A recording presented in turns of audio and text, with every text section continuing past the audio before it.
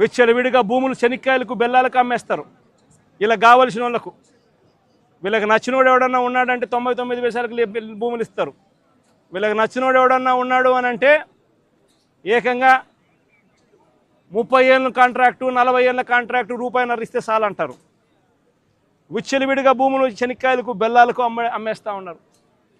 ₹4.60 PPL చేసుకుంటా ఉన్నారు. ₹2.49 మేము ఆ రోజుల్లో పీపీఎల్ చేసుకుంటే నానా యాగి చేసిన ఇదే పెద్ద మనుషులు. అంత విచ్చలవిడిగా కరప్షన్ ఒక వైపున జరుగుతూ ఉంది. మరోవైపున సూపర్ 6, సూపర్ 7లు గాలికి ఎగిరిపోయాయి.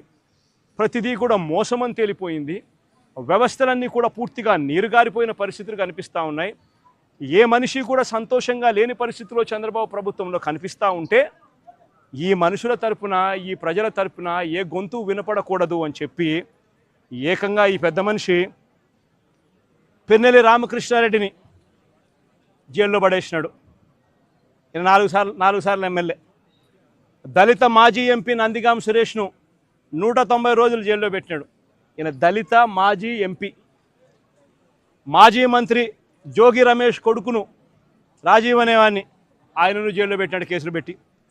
వల్లభనేని వంశీని ఒక కేసు అయిపోయిన తర్వాత మరో ఒక కేసు చిత్రహింసలు పెడుతూ జైల్లో పెట్టారు ఈ పెద్ద మనిషి.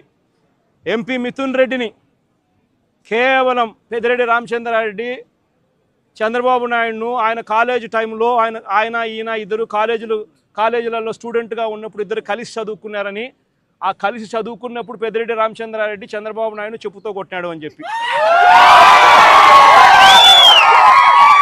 అంతే. పెద్దిరెడ్డి రామచంద్రారెడ్డి చిన్నప్పుడు చేసిన ఆ చిన్న గొడవ చంద్రబాబు నాయుడు మనసులో ఎంతగా నాటుకొని పోయింది అని అంటే ఏకంగా పెద్దిరెడ్డి రామచంద్రారెడ్డి కొడుకును ఎట్ట తిరిగి జైల్లో పెట్టాలా, పెద్దిరెడ్డి రామచంద్రారెడ్డికి మనక్షోభ కలిగించాలా అని ఎంత సేడిస్టిక్గా ఆయన వ్యవహరిస్తూ ఉన్నాడు అని చెప్పడానికి ఇదొక నిదర్శనం.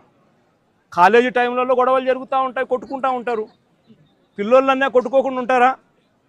పిల్లోళ్ళన్నప్పుడు చంద్రబాబు నాయుడు ఉడుకు రక్తంలో ఉంటాడు, మా పెద్దిరెడ్డి రామచంద్రారెడ్డి అన్న ఉడుకు రక్తంలోనే ఉండింటాడు. తపానాలు పీకింటాడు. ఏం తప్పేముంది? ఆ టైంలో జరిగింటాయి. ఆ జరిగిందాన్ని గుర్తుపెట్టుకొని సేడిజంగా ఇన్ని సంవత్సరాల తర్వాత కూడా ఆయన కొడుకును కూడా జైల్లో పెట్టించాలని చెప్పి ఇంతగా తాపత్రయపడతా ఉన్నాడంటే చంద్రబాబు నాయుడు.